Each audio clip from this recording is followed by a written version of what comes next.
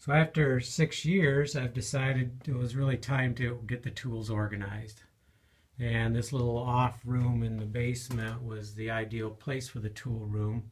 It already had a bench in it.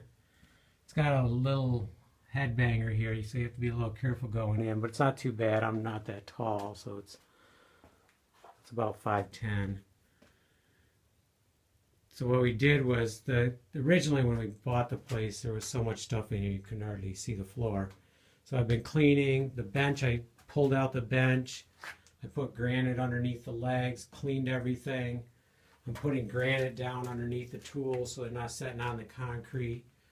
Put some hangers up here with some old square nails in. I've been saving the big square nails, and thought it would be a good place to put them with these old tools that some people have given me or I've purchased.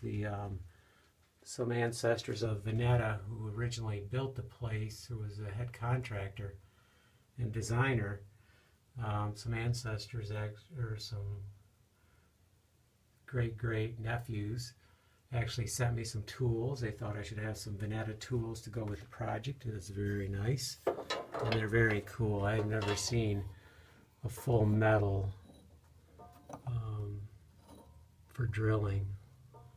And I picked up some other things like some hand drills, the whole container, and any boxes we've had, I'm trying to use them. I fixed a couple boxes for storing odd metal things in and drawers. So really it's turned out to be a really nice room. We have our electric panels here, so we have to keep access to them, but very nice area. We have some concrete work here, and we'll get at that later. A little repair, and we have our harnesses hung up here.